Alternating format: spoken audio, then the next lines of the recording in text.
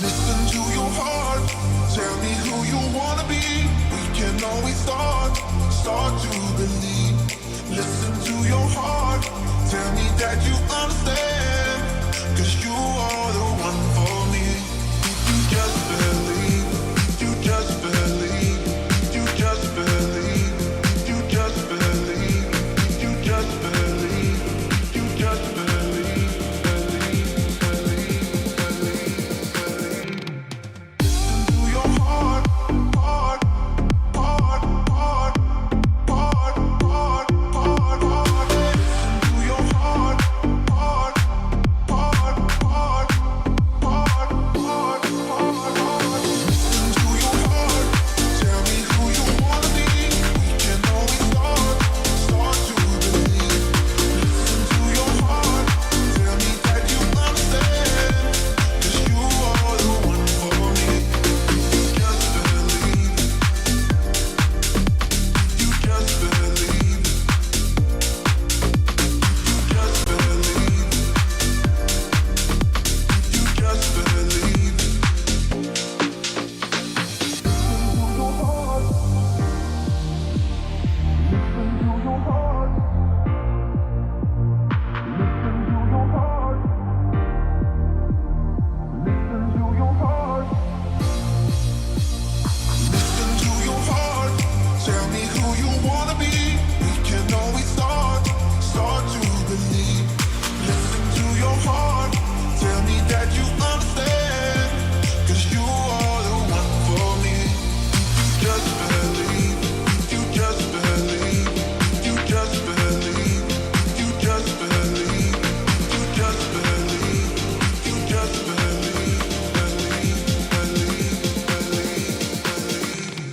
Listen to your heart, heart, heart, heart, heart, heart, heart, heart. Listen to your heart, heart, heart, heart, heart, heart, heart, heart. Listen to your heart, tell me who you wanna be. No, I ruined it. My audio settings crashed. Hold on. This is going so well. We're back. Speak to the people. Can I be heard? Can I be You heard? can be heard. Fuck it out. Guess who's back? Back again. Yes, people, I'm back. I'm back from Los Angeles. I got home yesterday. I am very jet lagged. Very, very, very jet lagged. I've done a lot of sleeping, but I wanted to get back. I wanted to get back on the grind. I wanted to get back chatting to you lot, see what's going on in the world. I've missed a lot. We've a lot to catch up on. I hope you're all doing very well. I hope you're all enjoying the preseason. I was just saying to Joe before we went live, 10 days time or so, we're back for the Community Shield. So competitive football is on the way. I'm looking forward to it. Do us a favor though, hit that like button, people. Hit that like button and subscribe if you're new around here. We have lots and lots and lots of content coming up very shortly. More streams, more videos, different types of videos. I just need to discuss it with Joe after the show. Different stuff, new stuff, fresh stuff to bring to you lot. So please do stick with us on that and hit that like button. Who have we got in the building? Briggsy with his gold badge. Good to see you, Briggsy. Man as a box of frogs. Catalan, Justin Guess, Adam Quinn. GG says 115. We are well and truly back. Jimmy Grimble, Andrew W. Beyond Belief, Marshy Boy, Elder, Daniel, Paolo, Jimmy Grimble. Good to see you all, people. Good to see you all. I hope you're all doing fantastic. I had a great week. I had a great week in LA last week. Met plenty of City fans, you know. The City community in LA is quite strong. Plenty of you who live in LA, if you're watching now, big up to all of you for coming up, saying hello, saying you enjoy the content and so on and so forth. It's good to see. Good to see. City are growing, man. City are growing. You would expect it though, wouldn't you, with the success we've had? But listen, enough about me. You don't really want to hear about me. Let's talk about City. Plenty to chat about. Transfers, Alvarez, Cancelo, Calvin Phillips. We've been charged again. If it's 22 counts, is that 22 individual? I don't really know. We're going to talk about it. We're going to talk about the charges regarding us being late onto the pitch. They do it for anything these days, man. They do it for anything these days, but we're going to talk about it. 137 exactly. So listen, hit the like button. Hit the like button. Nice to see you too, Daniel Thompson. Like I said, people, I was away, so I didn't watch the full games against Celtic and Chelsea. I saw the highlights of the Celtic game. I saw the highlights of the Chelsea game. I've seen AC Milan. Why do I keep saying Chelsea? AC Milan. So behind. I know. I'm so behind, man. I'm rusty. Allow me, people. I'm rusty. Highlights from AC Milan. I saw nothing from Barcelona, but we're back. So, I mean, Joe, how have you found the preseason? Who has stood out for you? Who's looked good?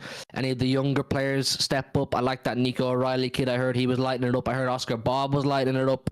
Jack Grealish apparently was decent last night. I'm not too sure. How have we found it? Chat, get involved too. Hit that like button, man. I mean, I've obviously been covering it after every game. I've watched all the games. The AC Milan one was very boring. I have to admit, it was very, very boring. Not really a lot to shout about. Through the first two games, Oscar Bobb was head and shoulders above everyone else. I think he got, was it 3 assists and a goal over the first 2 games in pre-season? Like, he was definitely our best player. And it does put a little bit of a question in your mind with the news that we got, obviously, that Savio isn't going to be on this tour at all. He's not going to be in America.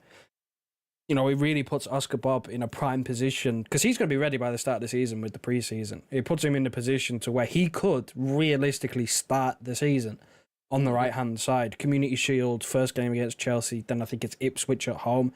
So there's a really good case that Oscar Bobb, off the back of this preseason, starts the season, which, I mean, I'd be all for, because he's been our best player. He's so dangerous on the right. Pep's already spoken about how his decision making is already top tier. His one-on-one, his 2v1 dribbling, he's able to get past 2 men, which is a very, very useful thing to have, because, I mean, all you have to do is you watch a league game between anyone that we play, and our wingers are always double, sometimes even triple teamed. No matter who it is on the wing, but they always have at least 2 men on them. So the fact that Oscar Bobb can sometimes get past that, again, like, it's really useful. And he's been the biggest winner of this preseason, being able to play the whole thing. He's got a couple of 90 minutes. He's been a really important player. I think another one that I've been really impressed with as well is Nico O'Reilly. I think that he's been outstanding. I wouldn't... Here's the tricky thing with Nico O'Reilly, right? He's been playing in almost a pivot. So he's not been really playing as a 6, so it doesn't really solve our issues of what do we do about giving Rodri a rest. However, it's still kind of like a situation where we've spoken a lot in past streams about signing attacking players, haven't we? We've gone through Olmo, we've gone through who else? We've gone through so many other names, Olmo, Musiala, Wirtz. We've gone through all the names that we've been linked with, right? But then you look at Oscar Bobb lighting it up, Savio's coming in, Nico O'Reilly's looked good, McAtee's got a goal. You know, it makes you kind of go, well, do we actually need an attacker? Can we just stick with these guys who are impressing in pre-season? You look at Perón as well, I think he got a goal. He's been playing false 9 at times. He had a good season in La Liga last season, so could he stick around? Like, it well and truly is, like, we get a defensive midfielder, and I am more than happy to just go back in with the same squad, because I think we're at a stage now where these young players are actually proving to be worth. I don't know whether it's the sale of Cole Palmer and how well he's done has kind of made, you know, City maybe second guess some of the young players that they have, because they don't want to have that happen again. But you look at Oscar Bobb, Nico O'Reilly, James McAtee, maybe potentially Perón as well. Those are kind of the biggest winners. I don't really think there's anyone that's been too disappointing, apart from maybe Calvin Phillips. Apart from the Barcelona game. He might have been man of the match against Barcelona. He missed a penalty. But he was probably man of the match, but he played at centre-back. I mean, we are going to talk about Phillips because he's linked with the move away, but you lot know I like Calvin Phillips as a person, and I did like him as a player at Leeds, and I was willing to give him a lot of time. And look, if there's a remontada on the cards, it's not at centre back. Do you know what I mean? It's not at centre back. We have enough very good centre backs. You know, he doesn't really want to be competing with them. But look, that's neither here nor there. Stephen, big up Joe for knocking out the content while Hugh was away. Exactly, big up Joe, man. He held it down. Hit those like hit those likes, people, man. We're 80 in the building. Make sure you've hit the like button. Let's get up to 50 as soon as possible. But look, the thing with this preseason was when we saw the list of players going away to America with City, it was very, heavily leaning towards the younger players, academy players, and all we wanted to know was which ones look like they could potentially be, a city player moving forward. Who could stick around? Who do we feel like has a future at the club? And I think you're right with Oscar Bobb. This was a massive opportunity for Oscar Bobb. With no Savio, no Doku, who else? No Bernardo. He was kind of, other than Grealish, he was the most senior winger going out to America. So this was an opportunity for him to show it. And the thing with Oscar Bobb is I've always been a massive fan of him. Massive fan. His technical ability, his reading of the game, even his final ball. His final ball for me, I don't even think this is an outrageous statement. I think Oscar Bobb's final ball is probably more complete than Jeremy Doku's. You know that? I really, really do believe that. I think he's really accurate and really decisive in what he does. And with him, when we sold Cole Palmer last year, a lot of people were on my back saying, why'd you sell Cole Palmer? He's a top talent. And then throughout the season, just gone, it's, do you regret selling Palmer? Do you regret selling Palmer? And I was like, look, I didn't want to sell Cole Palmer, but I had to firm it. But I was always aware we had this kid, Oscar Bobb, who is a serious, serious talent. And I said this in the Big Six last summer, people. I said I would rather keep Oscar Bobb and sell Cole Palmer if I have to make a decision on it. I would rather keep Oscar Bobb and let Palmer go if I had to choose between one or the other. I genuinely believe Oscar Bobb has a higher ceiling. But the footballing world we live in right now, people, the footballing world we live in right now, it's all reactionary. It's all right here, right now. They only analyze what they see and they live off the hype of what they see on a week-to-week basis. So Oscar Bobb was never going to get the plaudits or the attention that Cole Palmer's got. But us as City fans, we know what Oscar Bobb has to offer. And I think this is a huge, huge, huge season upcoming for Oscar Bobb. And he's in that bracket of, I don't know about potential Phil Foden levels, because Phil Foden for me is generational, and Phil Foden is a one in a million academy signing or academy graduate. But he has the potential to go on and be a serious, serious player for Man City, and one of those few players that does graduate from the academy into the first team and becomes a regular that Pep trusts as he grows and he gets older and develops.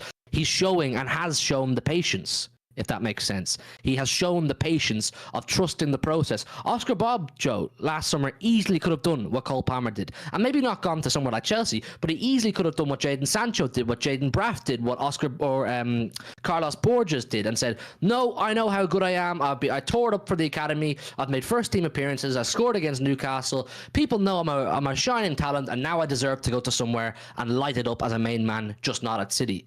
Instead, he's put his head down, he's knuckled down, and he's trusting his process. He's trusting his development, and he's trusting Pep Guardiola. And that's all you can really ask for. And you look at people like Nico O'Reilly, who I'm a big fan of him too at academy level. I've seen plenty of Nico O'Reilly at academy level.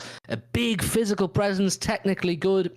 And now it's just a case of, can he show the patience? Will he get rewarded for showing his patience and working hard? We don't know. Does he have Oscar Bobb level ability?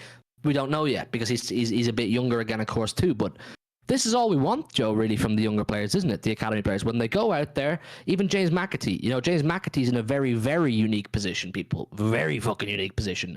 Not many academy graduates do we loan out, come back, and all of a sudden look like they're going to be part of the first team. No. Usually being loaned out means your time is up, son. Your time is up. Your Taylor Harbor-Bellis's, your Tommy Doyle's, these kind of guys. But you get my premise, Joe.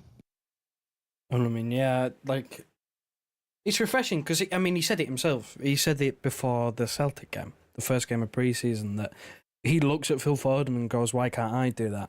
Whereas you've listed off all the names, your Cole Palmers of this world that have gone, no, I deserve to play. If an offer comes in, let me go. Like, it's refreshing to see a young player looks at Phil Foden and goes, that is the path for me. I'm willing to wait it out. I'm willing to wait for my opportunity.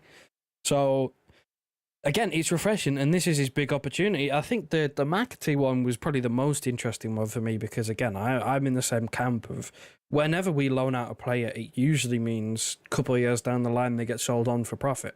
And there's usually, your typical CFG thing, sign a player for cheap, couple of loans, and then they're gone. You make a profit, you go again. But with McAtee, he was in an interesting situation because I don't think he's necessarily been world beaten, got a goal, but again, it's in a unique situation because he's got championship, like higher level championship experience. He got promoted with Sheffield United, then he went back, and he did, even though that Sheffield United team was an absolute car crash and just an absolute mess, he did pretty well when he went there on loan last season.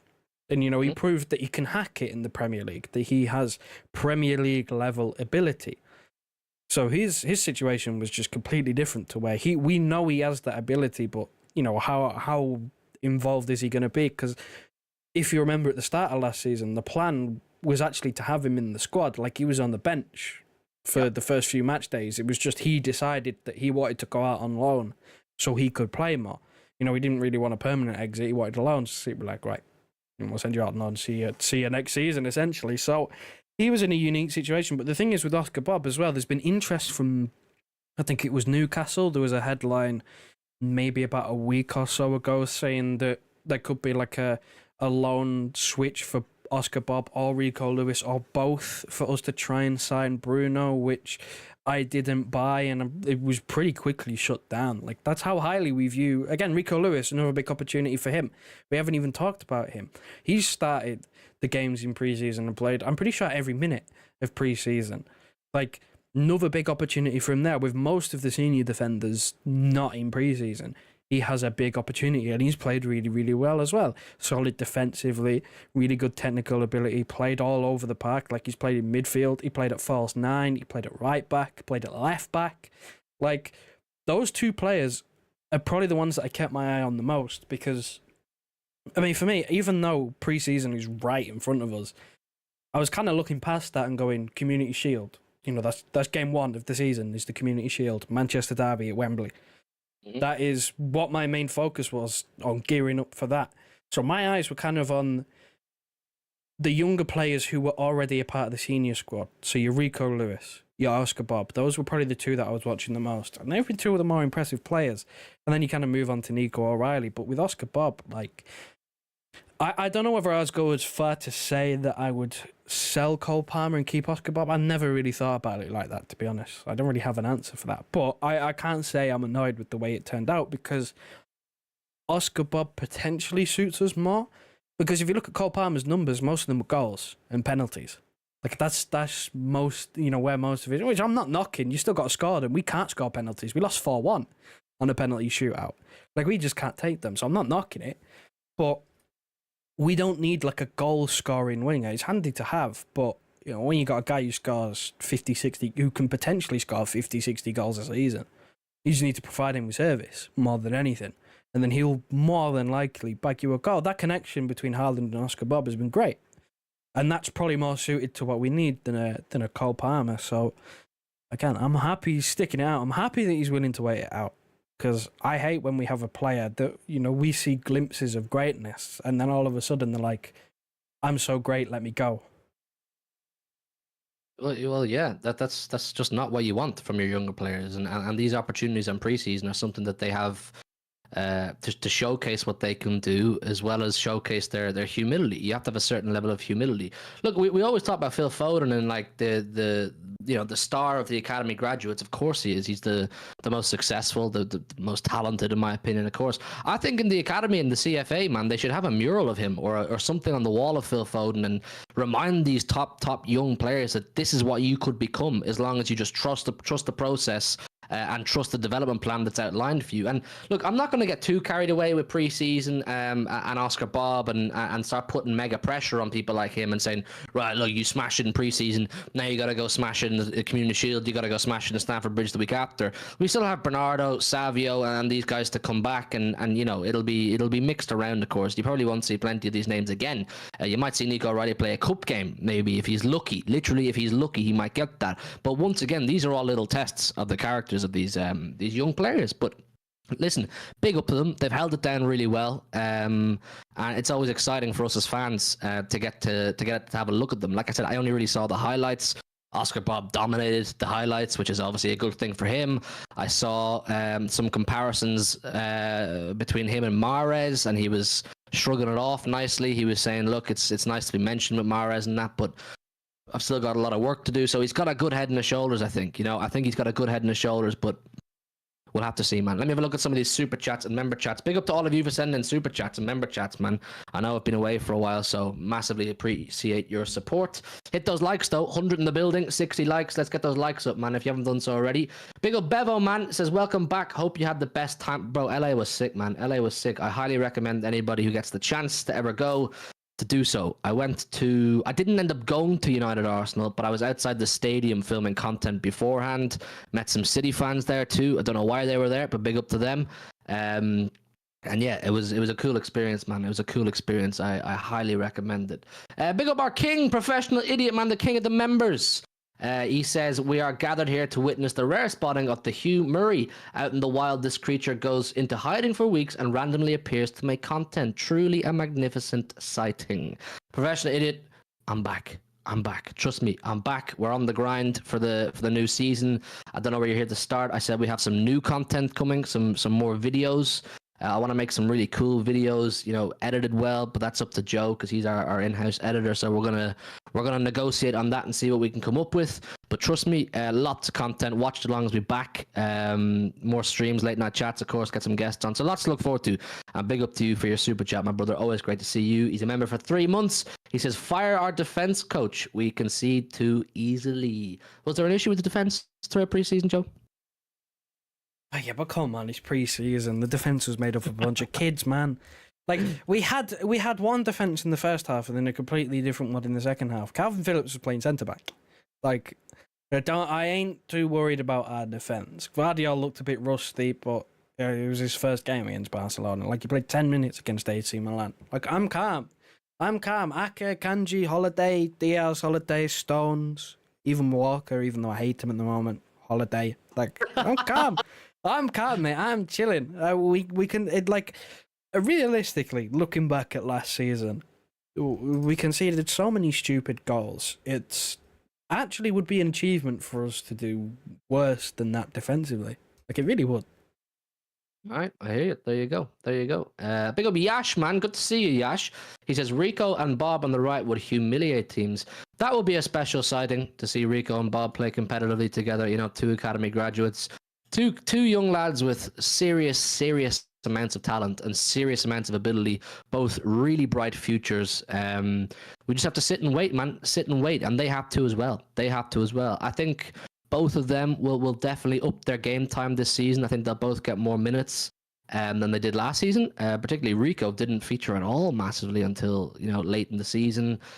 Bob did very well when he was given his minutes, but maybe we'll get it, Yash. Maybe we'll get it this season. We'll have to see, with because our right wing options as of right now are kind of just Savio, Bob, and Bernardo. But with Kevin De Bruyne not being able to play every single game, and maybe injuries, which usually come for us throughout the season, I'd imagine Bernardo will play in midfield at times too. So the only out and out right wingers we have are Savio and Bernardo. So. Look, or Savio and Bob. So we'll have to see, man. We'll have to see, of course. Big up Noah, member for 5 months. Congratulations on 5 months, nearly at half a year. Same to you, Bevo. He says, yes, lads. Glad you're back safe and well, Hugh. I am back safe and well. Thank you, Noah, for your kind message. I had a fantastic time. Right, listen, let's park the younger players there for a second, and I want to chat about these charges. City being charged again, people. City being charged again. What do you know about charges, people? We know a lot about charges as a fan base. Hit the like button if you know about charges. Hit the like button if your team are destroying football. And hit the like button if you're the best team in the world. We've been charged again. And this is, look, at face value, the charges are a lot of rubbish, really. I'll read it out for you here. Jack Gone. Man City been fined just over $2 million by the Premier League for 22 incidents of late kickoffs and restarts after halftime over the last 2 seasons. When have you heard such rubbish, people? When have you heard such rubbish? We've been charged for 22 incidents of essentially not arriving on the pitch at time, not kicking off on time. Now, look, we don't know anything about the time frame, how late we were. Were we 5 seconds? Were we 5 minutes?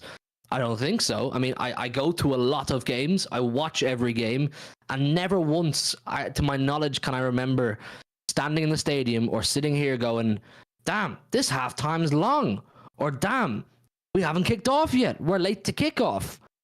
So I'm getting the impression it's very minuscule, it's very light, and a little bit unnecessary. Now, you compare this with the situation of our lovely neighbours across the road, who, what, they didn't play the fixture, Joe, was it, in the end because of protest? Or what happened in the end? The fixture got postponed because United fans were storming outside hotels and on the pitch, and you remember Zebra Pants? Zebra Pants, yeah.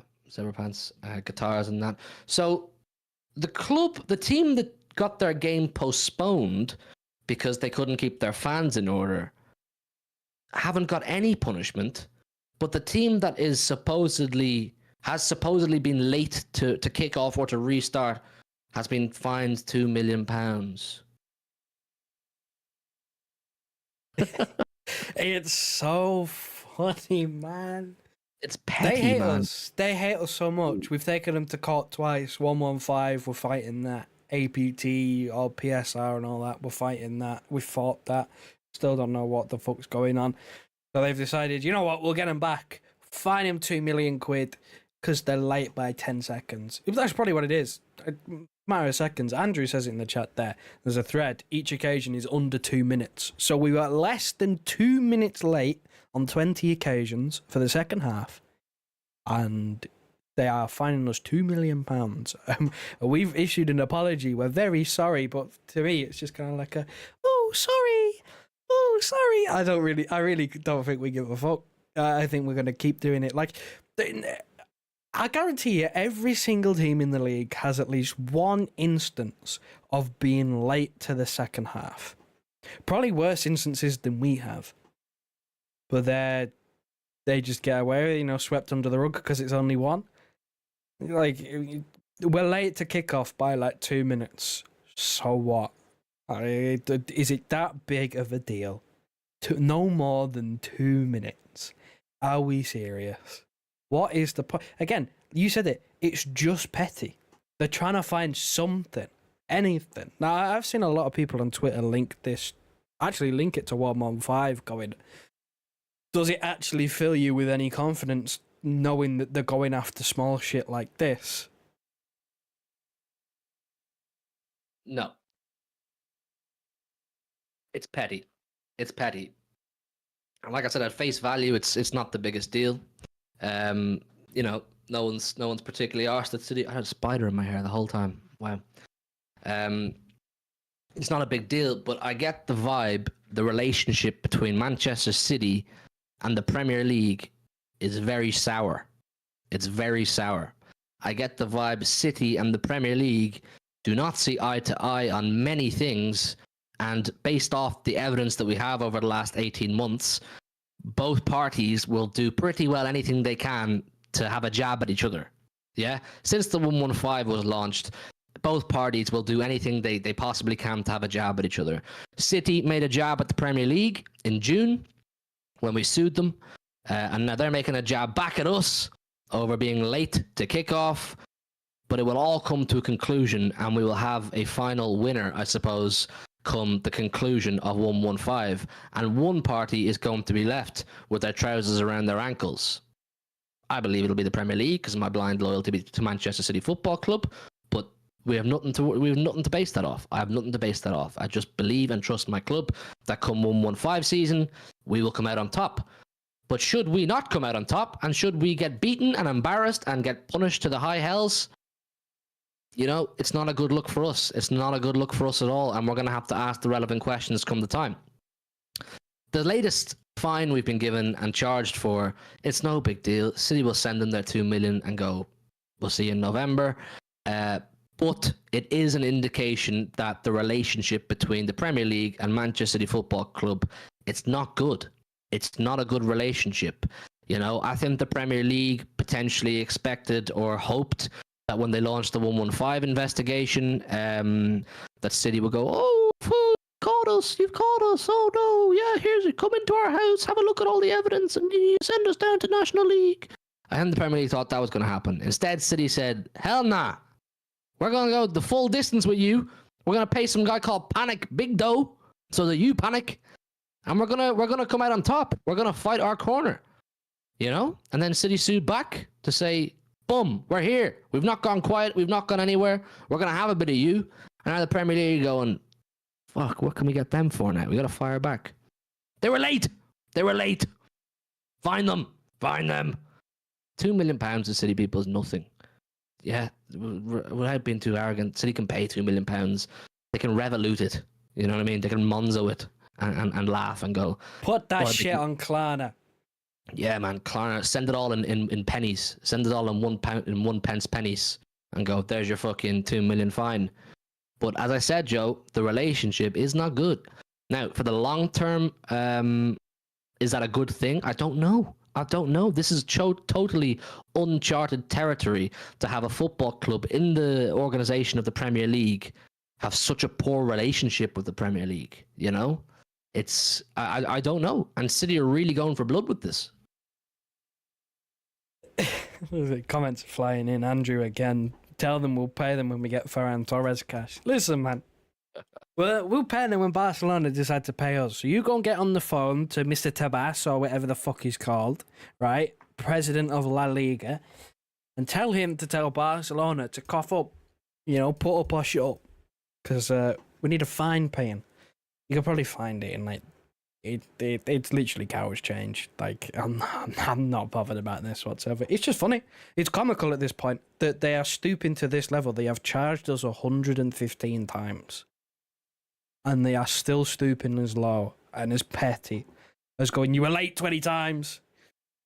That's another 2 million." Like it's just, you know what? I think so if you investigate every single Premier League match ever, you'll find every single club has been late to a kickoff more than once.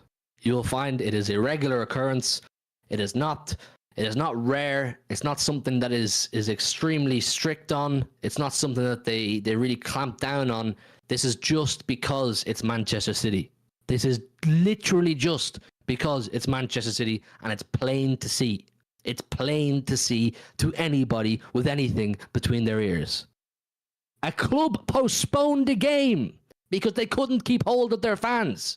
Because the green and gold scarves were out, the guitars were out, the zebra pants were on. So they postponed, arguably, the most watched fixture, figures-wise, of the season. United-Liverpool. They postponed it, which means it didn't get played at all until a later date. No punishment. No punishment. City don't kick off on the exact second required, and we're fined 2 million. This is a message, Joe. This is a statement from the Premier League. What? What's the fucking message? We don't like you. Cool. Not many people do. Join the list, pal. Join the list. Not many people fucking like us. You won't be the first, and you're not going to be the last. Like, we have a better relationship with UEFA.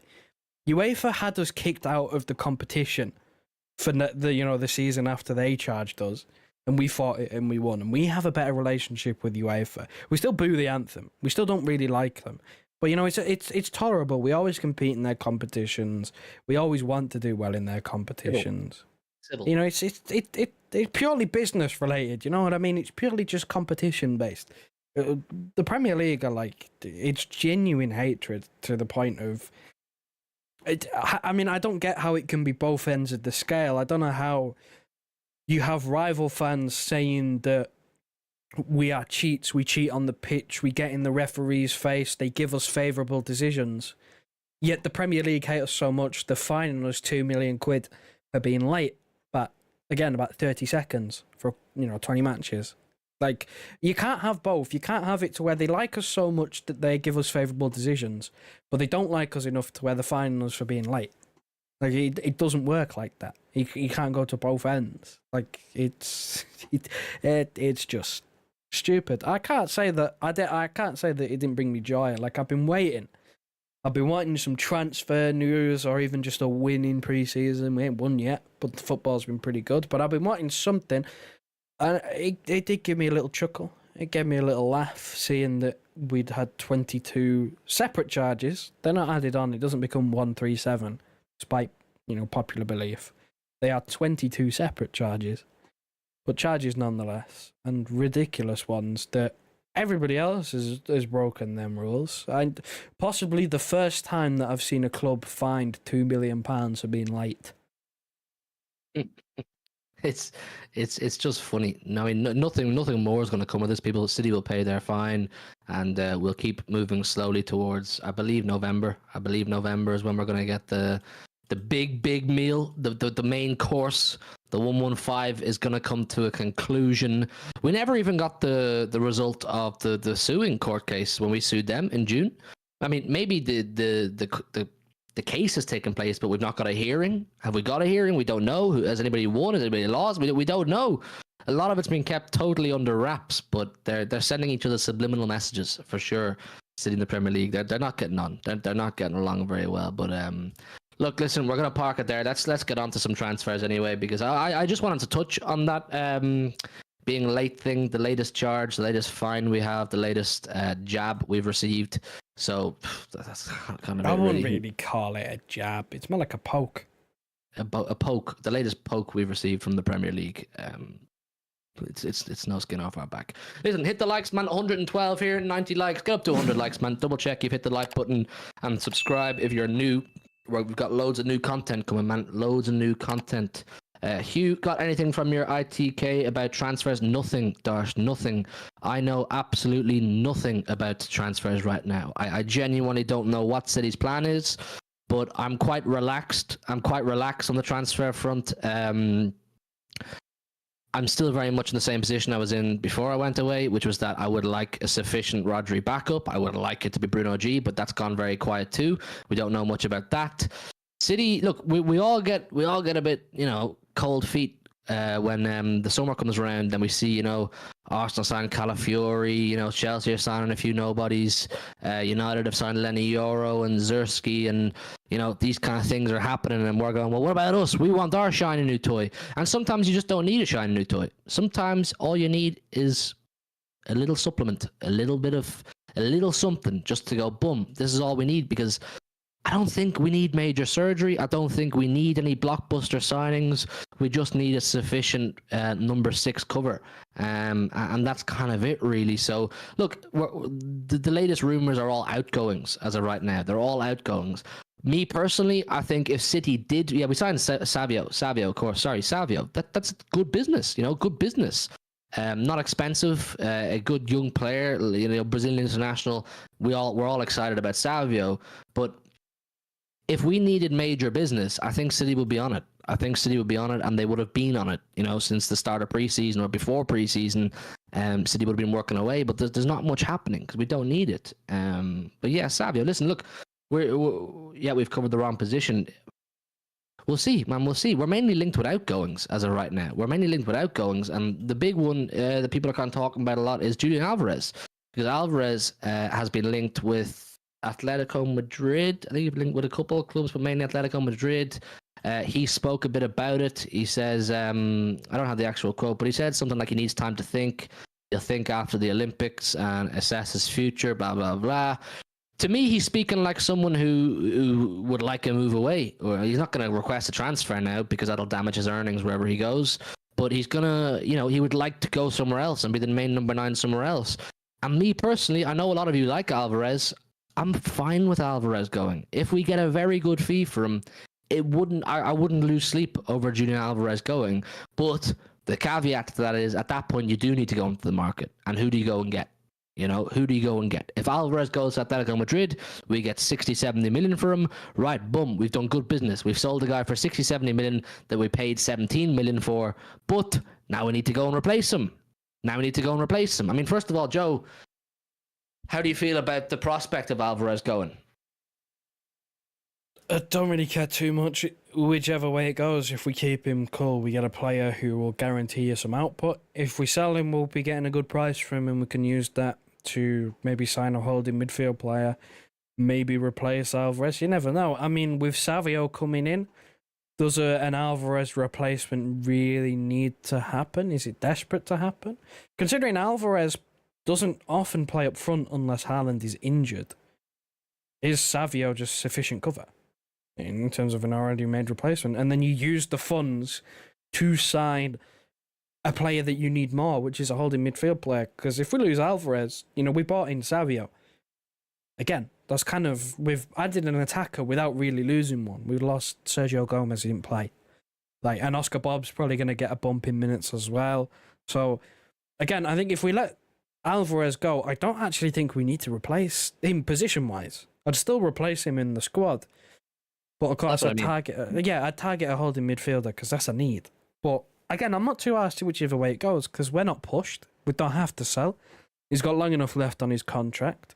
He's not going to demand a move at this stage, considering he's wrapped up in the Olympics. I'm calm. I don't really mind which way it goes because, again, if we're going to sell, it's because we think we're getting a good price and we're getting a good deal.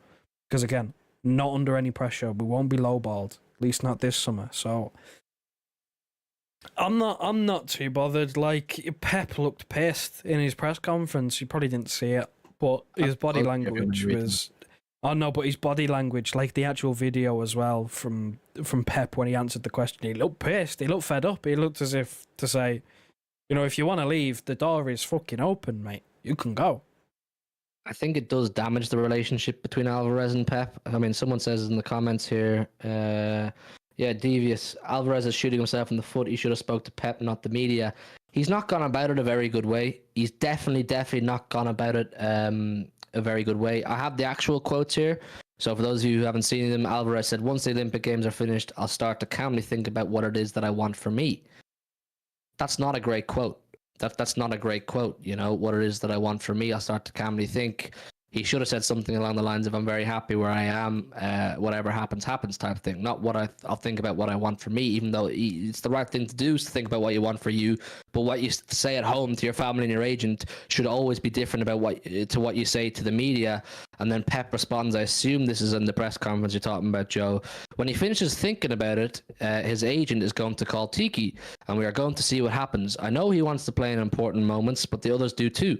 I have 18 or 19 players that want to play important games. He played a lot, but if he wants more, it's fine. Jesus. Yeah, pretty much. If you want a rough translation into simplified terms, it was basically, you were our second highest played player last season, and you're not the most important, mate. I've got 19 other players to try and fit in every match week. You bide your time, you played enough. You want to play more? Fine. I know you want to play more. But, we kind of won the Premier League, and you were the second highest player. He played the second most minutes. Is basically, Pep's basically saying, I played you plenty. What are you on about? He did. He did play him plenty. I mean, to add to your rough translation, Pep is essentially saying you're not irreplaceable, mate. That's what he said. You're not irreplaceable. That's what I said. That's what I said. Basically, he's basically told him, you played enough. The door's there if you want to fuck off. We're happy to see you move on if that's what you really want. To give you an exact contrast, I suppose, people, if this was Haaland, City would be trying a lot harder. It would be a lot more, smoother. We'd be trying to keep it calm, trying to keep it happy, and not burn any bridges between City and Haaland. Same with De Bruyne, same with Bernardo. When there was a lot of links for Bernardo to leave over the years, City were always trying to keep the situation under control, not let it get nasty or bad blooded. Whereas Pep is saying, look, mate, you're not irreplaceable. We can find plenty more like you. We can do better than you, essentially. So if you want to go, we'll get a good price if we can, and you can get the fuck, essentially. Look, I like him. I like Alvarez. I think he's a good player. Do I like him enough to say, oh, City should really make a massive effort to keep this kid? No, I don't. I don't think he's world class. I don't think he's exceptional. I don't think he's nothing we can't replace. I put him closer to Gabriel Jesus than I do to Erling Haaland. That's where I put him. He's probably somewhere in between there. You can decide where you want to place him, but he's not someone that I go, no, don't sell him. And I always said to you lot, for those of you who are watching for a while, I always said a situation like this was inevitable. I don't mean a situation whereby they're publicly, making their feelings clear, but a situation whereby Alvarez would want to leave would be inevitable, because any out-and-out number 9 who fancies themselves as a top out-and-out number 9 does not want to be at the same football club as Erling Haaland. Just like, sorry, man, you're just not going to take Erling Haaland's place. Respectfully, you're not. There's no striker in world football we could bring in that's going to take Erling Haaland's place.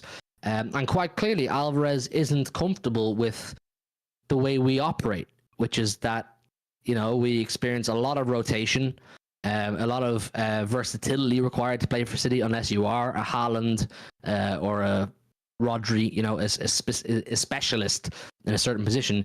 Expect to play out of position. Expect to not play every game you would like to play in. But at the end of May, you will probably have a medal or two, you know, and that's what's worked for us. And the players that didn't like that over the years always ended up leaving. Zinchenko's, Jesus's, Sterling's, and probably plenty more. So it is what it is with Julian Alvarez. Some people in the chat, Joe, saying let him go for a good fee, promote Oscar Bobb to give him the minutes that Alvarez would have got, and then put the cash into getting a good midfielder. And that's kind of my point. Like with Savio coming in and Oscar Bobb due, very rightly so, due a big bump in minutes. I don't think we need another attacker if he goes.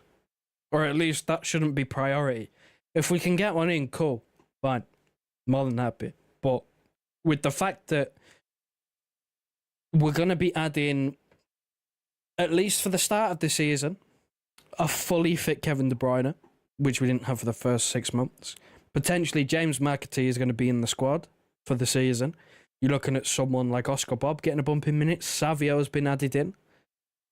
It's really not necessary. When you look at the other players, Nico O'Reilly, Perron, like these sorts of players who are in and around, like it's really, really not necessary to sign another attacker if he goes. It's more necessary to sign a deeper midfield player so we can, you know, either play a pivot, you know, with Kovacic, or we could play him on his own. Preferably someone who could play as a, you know, a holding midfielder on their own, because, I mean, that is the ideal scenario, instead of having to go to a pivot. But, again, that's why I'm calm on the situation. I don't care. I'm not his biggest fan. I'm not too pushed, because he's a good number 9. He's a very good number 9. No doubt in that whatsoever. But he doesn't play number 9. He plays number 10. Most of the time. Most of his minutes come in midfield, whether it's as a 10, whether it's as an 8. He's even played on the wing. Bulk of his minutes come in midfield, and he's not good at it. He's just not good at midfield duties. He's just, you know, his first touch and his passing is just slightly off for what you'd, you know, what the level is for a Pep Guardiola midfielder.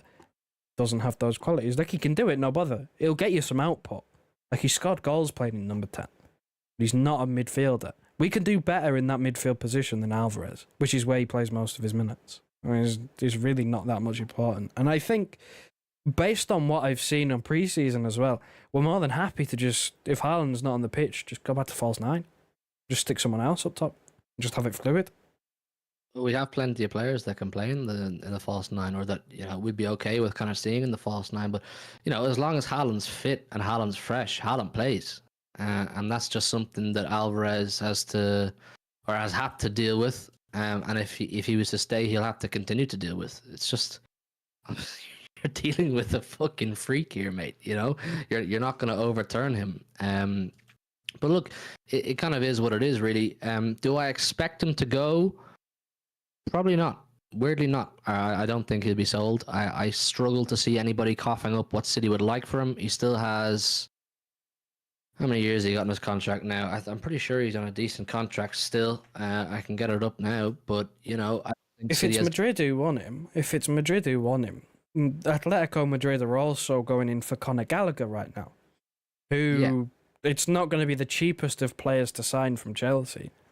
So I struggle to see a world in which they have the cash to pay what we want. Alvarez is currently contracted till 2028. So City are in absolutely no position to have to sell him, to have to accept a lower fee. City can call the shots here entirely. I mean, if he really wants to move, he may have to push for it. He may have to put in the transfer request. We don't know. But look, the thing with Alvarez is, man, he's had an astronomical few years, hasn't he? He's completed the game, I suppose, in 2 seasons. He's won absolutely everything, both internationally and domestically, bar the Carabao Cup. So maybe stick around for that. We don't know. So no doubt he's being fed. He's been fed. I don't know what I'd call it. He's being fed ideas about himself from his entourage, potentially from his agent, from his family, saying, "Look, you're a World Cup winner. You deserve to be the main man somewhere." And maybe on some level that's true. That's true. But once again, if you go to Atletico Madrid, are you going to win the Champions League? I can tell you, no, you're not. You're not going to win the Champions League. They do not have a Champions League winning squad. They're trying to sign Conor Gallagher. Is Conor Gallagher going to help them win the Champions League? No. Are you going to win La Liga? Absolutely not. No, you're not. Not with this. Not with this Real Madrid beast of a team. They've built and are still building, by the way. And then you've Barcelona there, who'll always be knocking on the door anyway. But for me, La Liga belongs to Real Madrid for the foreseeable future. So are you going to continue in this steadfast level of accumulating medals and trophies? No, you're in the best place possible to do so outside of Real Madrid. So he needs to, as he said himself, calmly think about what's best for him and what he wants. But you don't know, man. Ego can get in the way of these guys. I'm not saying ego is the thing with Alvarez, but as I've already said, I don't think he's gone about this whole situation, the beginning of the situation, in a very professional manner, in a very mature manner. I mean, I just can't imagine many other players in our squad making those kind of quotes or saying those kind of things to the media. And you know, we've learned many times over the years that players who talk like that and players who think like that, Pep doesn't like. Pep doesn't like. You know, Leroy Sané, Sterling, Jesus, Zinchenko, these kind of players who felt they deserved to go somewhere else and be the main man, and plenty of them did go somewhere else to be the main man. But did any of them experience what they experienced at Manchester City? No, they didn't. None of them. Ferran Torres, facts, I'm Guardiola. You know, there's plenty of them. Do any of them reach the success levels that they did at City? No, they don't. So go be the main man. Go be the main man. But I look forward to playing against you, because we'll probably beat you. That's the way I view it. Even if we play against you, because joining Atletico Madrid is far from a guarantee of trophies. Like, what, you're hoping on a cup run, maybe? A cup run? Because La Liga's looking sticky. I can't lie, it's looking sticky. Look at that Real Madrid side. You ain't winning anything off that, mate. They could genuinely have two different matchday squads. They could have 1-11 for the Champions League and 1-11 for La Liga. Oh, have you seen the 11 they're playing in preseason right now? There's none of the main guys, and they still have Brahim Diaz, Modric, Arda Güler, a lot of freak shows as their backup 11. You know, people used to say City have two starting 11s that could win the league, which was never true. Madrid do. Madrid fucking do. Madrid could have a good crack at the Champions League with their second team. Fucking hell, man. Or they could just play their second team in La Liga and then just save the big boys for the Champions League. Like, they could do whatever the fuck they want. Like, you ain't winning shit off them. Like, it just doesn't. It's not going to happen. Like, they are going to dominate football with that team unless something goes horribly wrong, which I struggle to see. But anything can really happen in football. You've seen Galactico teams before. You've seen superstar names before not quite click, but again, I don't see it happening. Like, if you got to Atletico Madrid, it's purely based on game time and wanting to play as a number 9. You'll get your wish, but you probably won't win anything. Like, it's just the reality of the situation. I think it's. I mean, I kind of understand it because he's won everything. He's won multiple Premier Leagues, Champions League, FA Cup. I ain't won the Carabao Cup, so don't think you're finished yet, sunshine. Still got the mighty cabbage. But, he's literally won everything else. World Cup, like, Copa America. Like, I get he's won everything, but still, like, you signed a contract extension fairly recently. Like, he's getting us close to saying that he wants to leave without putting in a formal transfer request. Him saying he's going to go away and think about it is as close as he can get without, going to Tiki, going to whoever and going, I want to leave, here is my transfer request. He's got as close as he can. Because again, if he wasn't in the mindset if he wanted to leave, he wouldn't say that. He'd give you a generic footballer response where, I'm happy where I am, we'll see what happens. Pretty much. But the thing is, players are usually reluctant to hand in transfer requests because it usually damages their signing on fee. So, you know what I mean? How much does the money matter to him? You know what I mean? How much does the money matter to him? At City, he's currently on £100,000 a week. I'm sure he could get 150 wherever he goes next, but there's not many clubs in world football right now can really dish out big wages, can really spend big transfer fees. So where would you let Alvarez go? Wherever the fuck he wants. Whoever will pay 70 million for him. Anyone. Any Arsenal, if they want him that bad enough. Who cares? I'm not that bothered. I have full faith in City. I have full faith in Pep and the board, and you know they'll replace adequately. They'll spend the money adequately, and we'll see. We'll see. It genuinely is what it is. Guys, hit the like button, man. 130 here, 106 likes. Make sure you hit that like button, man. Big up AK with the super chat. He says, "My sincerest apologies. I just got off work. Are these charges related to the 115? They're very much not related to the 115, AK. I can promise you on that. They are much more petty than the 115. It's just, as Joe says, a poke at City. We'll pay a 2 million fee or 2 million fine. That'll be the end of this. But for me, it's an indication of the relationship between City and the Premier League being very, very sour. But big up to you for the super chat. And no, they are not related to the 115 whatsoever." More outgoings, people. More outgoings. Let's start with Cancelo, man. Barcelona are closing in on an agreement to re-sign Joao Cancelo, according to Rob Dawson. Is anybody too bothered about that? Probably not. Why? Because we just won the league without Cancelo. I think Cancelo's a world-class player. I really do. I think technically Cancelo is ridiculous technically. Going forward anyway, you know, as a defender we all know he has his flaws, but going forward Cancelo is a ridiculous footballer.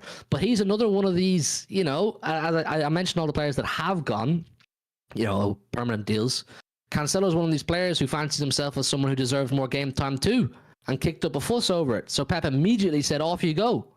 And now there's obviously no room back. If Cancelo had a better attitude, he'd still be playing for us. We may never have signed Vardiol if Cancelo had a better attitude. That's true. Now, look, you can decide whichever way is better for you. You know, getting Vardiol, not having Cancelo, or would you prefer to kept Cancelo and not got Vardiol? Totally up to you to decide. I'm quite satisfied with the way it is. But that's the reality, because he's that fucking good, Cancelo. But attitude, man. Attitude. I don't know anything about the fee. I'm going to look it up here now. I don't know anything about, is it loan? Is it permanent? I assume City would be looking for a permanent deal. On his City deal, he's on 250 grand a week and he's contracted until 2027. So City be looking to offload him. You know what I'm saying? But there's really nothing about whether it's permanent or loan. Can Barca afford permanent? Can Barca afford to give him 250 racks a week or more? Can they afford the transfer fee? How much is the transfer fee? Yeah, it could be loan with obligation to buy, Darsh. I don't know. I mean, Joe, there's no surprise with this at all, but I'd like to know what the intricacies of the deal is. Genuinely, do not care. Get him to fuck. Get him gone. Let him leave out the door. See you later. Pack your bags. Don't want you anymore. He's a world-class attacking player, but he's also got a world-class bad attitude, which has followed him at every club that he's ever been at. Every club he's ever been at has said the same thing. It's great when it's all going his way, but the second it doesn't go his way and he starts being a little diva, he gets toxic. And he thinks he's bigger than everyone. And his bad attitude just creeps out again. And that's what we did. We shipped him out January. He had a little bit of a falling out, so Pep went, right, on you go then. Go out on loan to Bayern. Bayern come to town, we knocked them out of the Champions League. Wave Cancelo goodbye, go on and win the thing. Like, thanks, mate. One of the greatest things to ever happen, by the way. Him kicking off a fuss, because we booted him out the door and we won the treble. Never forget. Catalyst for change. Rico Lewis comes in, lights it up. What does Cancelo do? Get up Bundesliga with Bayern, which again is fairly standard. Trouble though, don't come around often. Like, he had the perfect opportunity to, you know, be one of the top players, but he decided after about 2 games with Rico Lewis, nah, not for me, mate. I should be playing instead. I mean, you can't defend. What do you mean you should be playing? You cannot defend. Same thing we saw at Barcelona. The guy's great when he's going forward. He's a calamity at the back. Like, he just cannot defend whatsoever. So I want a permanent sale, of course, but if Barcelona really can't afford it, then it might have to be a loan with an option to buy, like a high loan fee, like a fairly sizable loan fee. With the rest being an option to buy, like maybe I don't know, 25 million package. You get 5 to 7 million on the loan fee, and then the option to buy is like 15 to 17, something like that. I don't know. See, we'll see, I suppose. But like I said, people, it's not a surprise that he's going. It's not a surprise. The club wants it, Pep wants it, he wants it. So, is he in America with the squad? Nope, didn't go. Well, then there you go, people. He's gone. He's a gunner. The other outgoing potentially is one that some of you seem to like at centre half. Turkish media reporting that Galatasaray are considering whether to make an offer to sign Calvin Phillips this summer. This is another one that City should be looking to make happen. I'm not saying specifically to Galatasaray. I don't see Calvin Phillips wanting to go to Galatasaray, if I'm being perfectly honest. Calvin is in a position whereby he's trying to rebuild his career. He'll want to definitely work his way towards the World Cup 2026 in the USA. He'll want a Premier League club. For me, I felt... Yeah, they don't have the dough either. I personally felt that if Leeds had got promoted, the move back to Leeds would have been perfect for Calvin Phillips, but... It's obviously not the case now. Could have Leicester, could have Everton, could have any of these clubs come in for Phillips? Maybe. But yeah, I as much as I like him as a person, he's just not got a role on this team, man. He's just not got a role, I don't really care how well he played last night at centre half. I don't care if he looked like Maldini. Pep's not going to play you ahead of Diaz, Stones, Akanji, Vardy, Ake, Walker, any of them. He's not. You're not getting in there ahead of any of them. And then you're just not getting ahead of Rodri either. You're not going to help. You're not going to support Rodri. You're not going to be Rodri's backup. I promise you. If we don't sell Calvin this summer, people, Kovacic will be our backup. Kovacic will be Rodri's backup. That's, of course, if we don't sign a Rodri backup, but I think we will. But let's say in a world we don't sign a Rodri backup, Kovacic is that guy, not Calvin. So we'll have to cut our losses on Calvin and probably accept a significantly lower fee than what we paid for him. I don't know why you wouldn't want to move to Turkey. I really don't know. You boss kebabs over in Turkey. Great kebab shops. Reckon Calvin Phillips would love a kebab. Reckon he'd destroy a kebab. No, but in all seriousness, like, I just don't know how we get rid of him, because we're looking for maybe even just not even half of what we paid. We're about what, 45 million? We're barely looking for 20. Barely. It's just his wages, man. He's on high wages and he's on a long contract. He's on 150 racks a week. 150 bags a week for a guy who has had an all-time career low of the last, 2 years? Like, it's hard to move 150k because no one is paying him 150k a week. No one is. No one's going to match that. And he signed a, 6-year contract? Which he's only done 2 years of? 2028 he signed till. Like, he's got another 4 years left of 150k a week. Why would he just give that up? He's in no position. He signed the contract. He can run it down for another year or two if he doesn't, like the prospect of going somewhere else. Like, if he doesn't like the offer from somewhere else, I guess he'd be okay with that. Like, in his head, is maybe a loan the best option because then he gets his wages still whilst getting to potentially rebuild his career? I really don't know. He's another player. He's not in the same boat as Cancelo because I don't hate him, but he's in the same boat as in just need him shipped off. Just he takes up a squad slot and he's just not good enough. Like, that's the bottom line. He's in the squad. He's a registered player. Like, we have to register him to be able to play, and he's on the wage books for 150k a week. Like, we just need to move that on if we can. Like, that is the main thing. Same thing with Cancelo, in which he's got 3 years left on 250k a week. It just needs moving on. There you go. I expect Calvin, Cancelo to both go.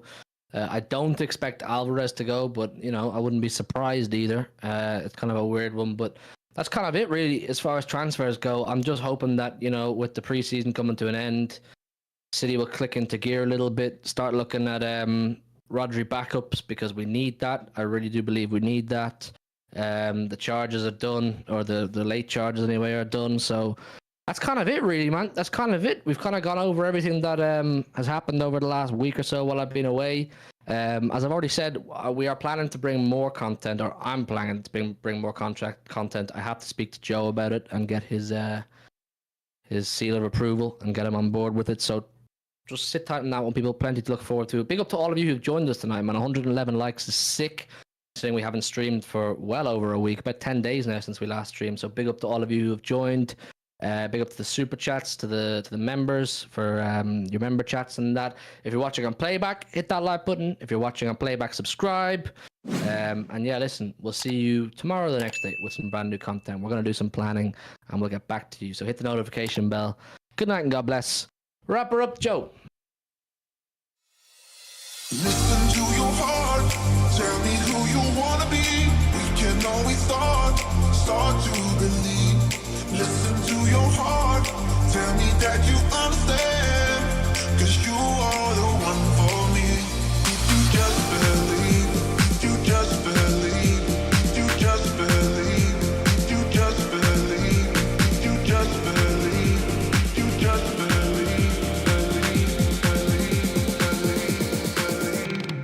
Listen to your heart, heart, heart, heart, heart, heart, heart, heart. Listen to your heart, heart, heart, heart, heart, heart, heart, heart. Listen to your heart, tell me who you wanna be.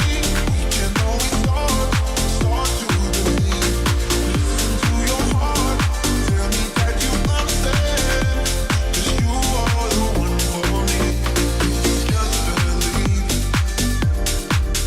if you just believe, if you just believe,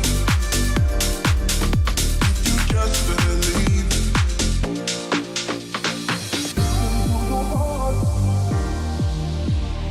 Listen to your heart. Listen to your heart. Listen to your heart.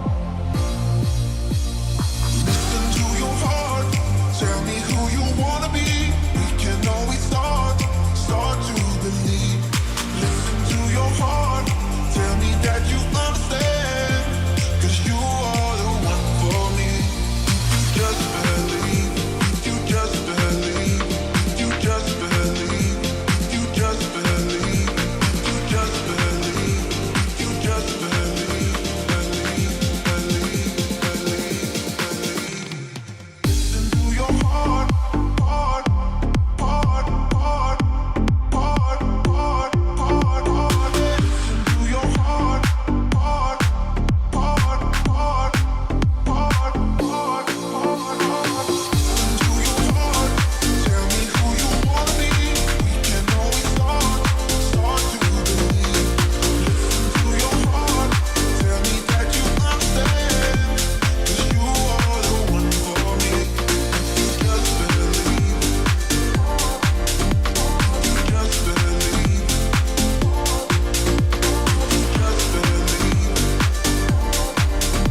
you just believe,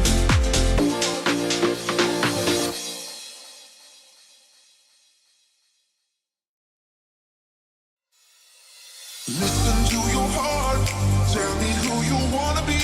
We can always start to believe. Listen to your heart, tell me that